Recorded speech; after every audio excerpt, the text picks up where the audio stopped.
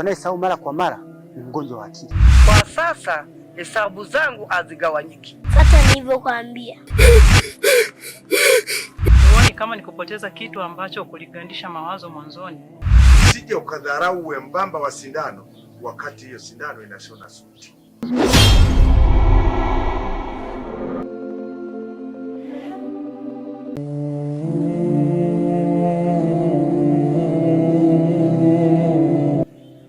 Asman, naomba unifahamishe kitu. Kitu gani? Hivi mtu anaweza kupata mimba kwa kubaka au kwa kubakwa au kwa kupuliziwa upepo?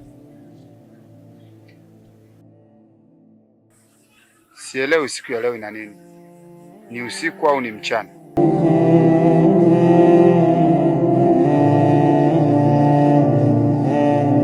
Njia ya mwenye shida huwa ni ndefu.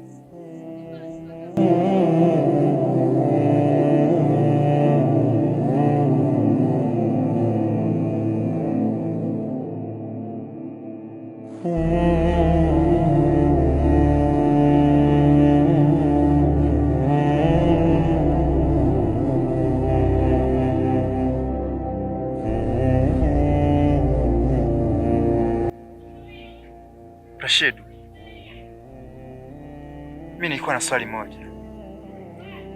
Kwa nini binadamu kimwambia kusala na kataa wakati hana kazi za kufanya?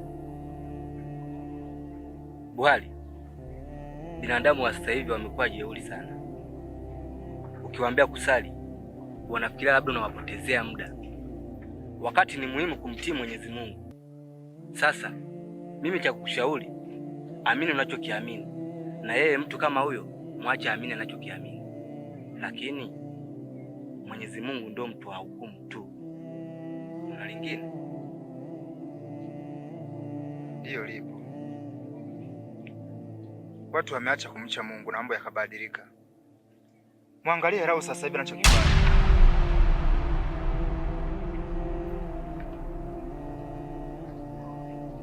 Usinikumbushe kuhusu Lausa na kutakia wakati mwema.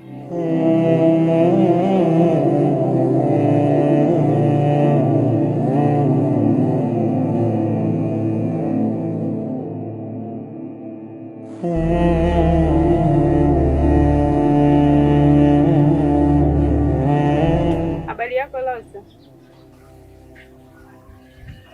Salama. Mbona umejinamia? Kuna shida? Rahma, mwili ndio unaojua maumivu ya moyo. Mimi mwenyewe nimesimama hapa, sijui nikipiga hatua nitatua wapi.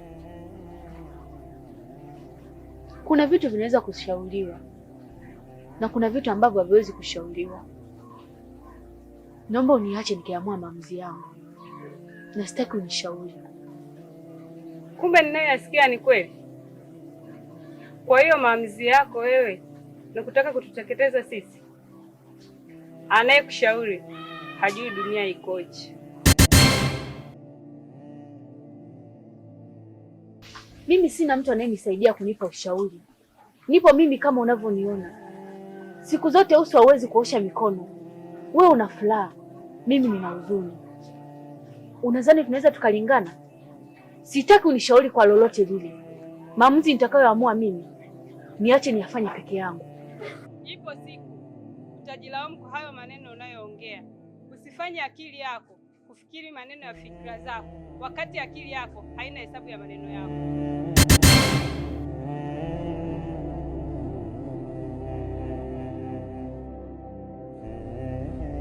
Kwa unanifundisha nini cha kufanya, si ndio? Wewe mwenyewe unajua ni jinsi gani moyo wangu jinsi unavyouma. Afu unaniambia nini? Nitatenda lolote litakalotokea. Na liloko mbele yangu, sitaki uniingilie kwa aina yoyote ile.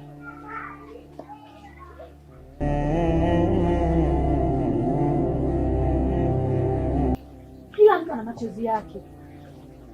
Ya kwangu tafuta mwenyewe.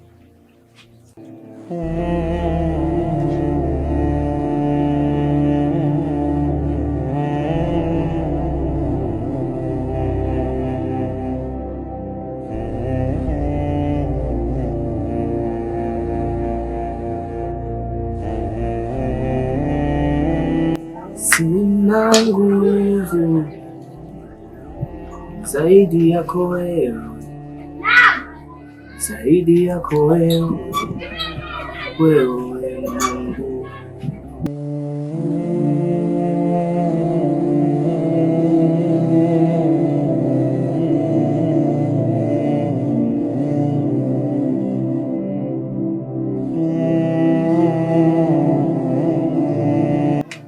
Mambo vipi? Fresh, karibu. Kama kawaida. Kama kawaida. Lahili, nimekuja kukuona rafiki yangu. Ndio, nipo. Umepotea, sikuoni. Wewe ndio umepotea. Siku nyingi sikuoni. Uko wapi siku hizi? Siwezi kunyanyua mguu kupiga hatua zisizokuwa na nyayo au kufanya kitu kisichokuwa na faida kwangu. Ndio maana unaniona nimetulia.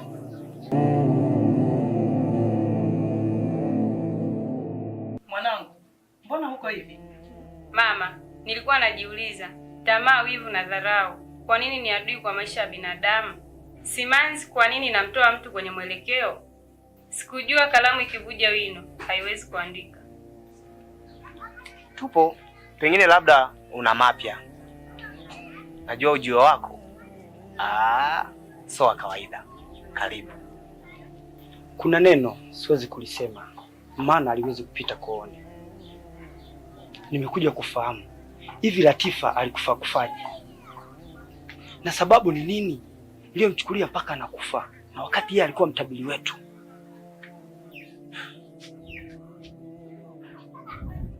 Wenda ikawa sawa kufa kwake, maana yeye amepewa macho asiokuwa na mpaka. Ana uwezo wa kuona ulichokula jana na unachotaka kula leo, na mambo mengine unayofikiria kwenye akili yako. Kwa hiyo kuhusiana na kifo chake, hiyo itakuwa ni ngumu kuitambua mimi. Mbona una ujumbe mzito kama mtu aliyedondosha kitu cha thamani? Sauti yako mbona inatoka kooni tofauti na inayotoka tumboni? Hujawahi kuona mtu ana dalili za kupika ila kijaribu inashindikana? Rausa anatamani bora angetapika, lakini kilichotoka tumboni hakirudi tena. Jitahidi kuzoeza miguu yako kutembea kwa haraka, na ujitahidi macho yako kuona kitu kilicho sahihi. Mbona una ujumbe mzito kama mtu aliyedondosha kitu cha thamani? Kitu kingine usichokijua, Latifa alikuwa na nguvu za maajabu. Wenda hata hili analijua kuhusiana na mtoto wa kwenye jeneza. Wenda yote haya anayajua. Kwa hiyo mimi na wewe tusiumize vichwa vyetu kwa sababu ya Latifa. Ameshakufa, tumwache atulie. Sijui unanielewa? Lakini kwa sasa yupo binti moja anaitwa Lahama, yupo na mzee Bunuke. Nadhani hili jambo lienda kuisha kwa sasa. Hao watu wawili wakishikamana, maana mzee Bunuke anajua matambiko, sehemu yetu itakuwa sehemu ya amani sana.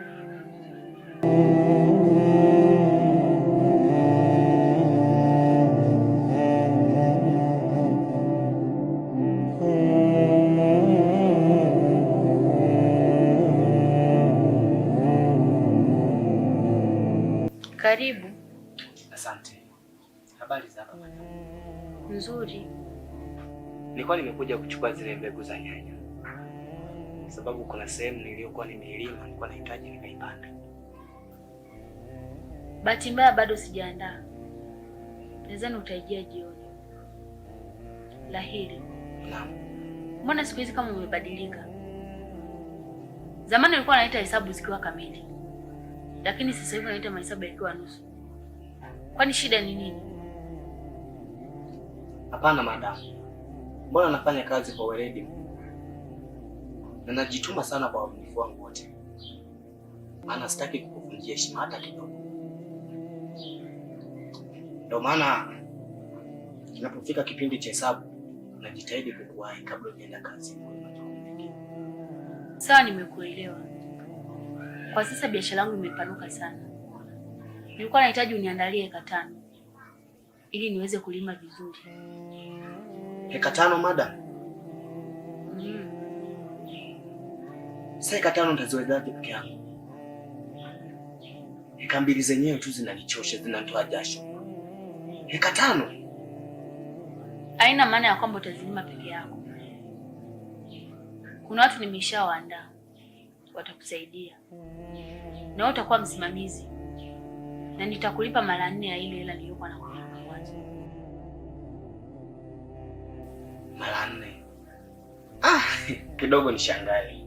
Eka 5 peke yangu, maana hiyo kazi hata msukule hawezi. Hapo kidogo moyo wangu umeshuka. Unaweza kaenda.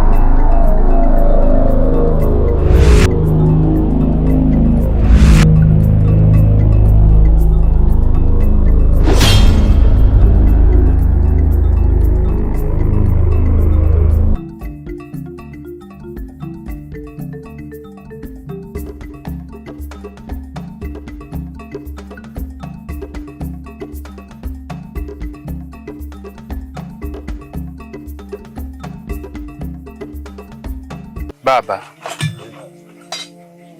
mimi ni kijana mdogo, nikiangalia matukio yanayotokea hapa kwetu nashindwa kuyaelewa. Kijana, ni hivi, matukio yaliyopo hapa kwetu nchini haya yanatakiwa kwanza kuwe na maadili mazuri. Ukiwa na maadili mazuri, vitu vizuri vipo tu kwa watu. Na uaminifu kwanza na wenyewe wanahitaji. Unaweza akakuamini kitu nasema kwamba mimi ndio mimi. Naona ukaachana na nini na mambo mengine ya ujana. Maana ujana kuna mambo mengi ambayo nataka kwanza mengine yaepuka kwa kuyaona, mengine hata kuyasikia usiyasikie kwamba haya mmeongea maupuuzi. Naona ndio mambo yaliyopo katika ujana, ili sasa uje ufaulu mambo yako utakuwa epukane na mengi yaliyopo hapa duniani ya kwenye ujana kwanza. Utakapo uepuka ujana unafikia utu uzima, tayari sasa unaona mambo yako yanaenda vizuri. La sivyo, yani unaweza kuharibikiwa. Uwe makini sana na hayo. Ndio. Na mimi nashukuru pia kwa kunielewa. Asante sana.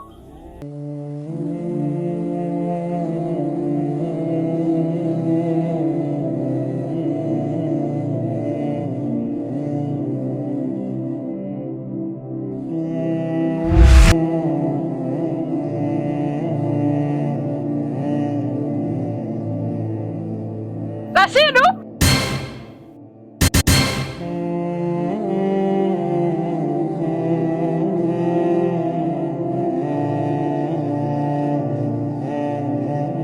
Rashidu, kwa nini unakimbia?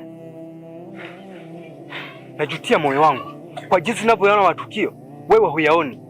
Na ingekuwa inawezekana aliyokufa jana kumcheka aliyokufa leo, mimi ningekucheka. Kwa jinsi ninavyoona matukio wewe huyaoni.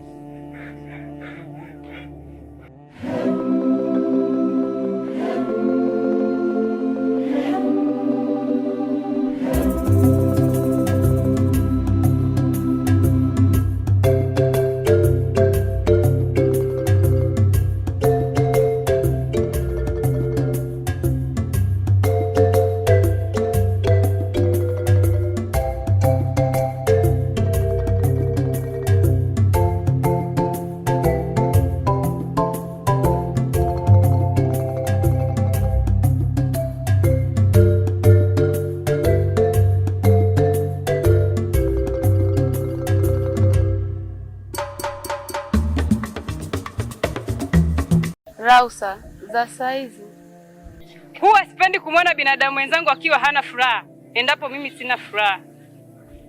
Rashidu, mbona unakimbia kimbia kama unatoroka gerezani? Sijatoroka gerezani, bali nipo gerezani.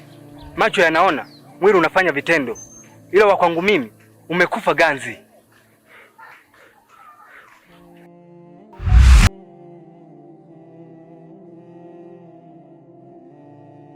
Unataka uzijue ili iweje? Rafia, wewe ni mnafiki na kuchukia. Kwa hiyo ulikuwa unanipaka mafuta kwa mgongo wa chupa, si ndio? Alafu sasa hivi unaniuliza za saizi ili iweje? Nakuuliza ili iweje? Lausa, nilikwambia hiyo njia sio sahihi kupita, ukang'ang'ania. Sasa unataka nikusaidie nini? Nakuuliza. Rafia, wewe ni mnafiki na itabaki kuwa wewe ni mnafiki. Popote utakaponiona, pita kulia, nitapita kushoto. Tusijuane.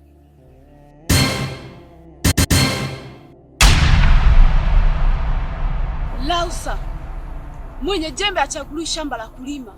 Popote pale ni kambi na popote pale ni kazi. Una bahati tunafahamiana, la sivyo ningekufanya kitu ambacho hujawahi kufanyiwa toka uzaliwa.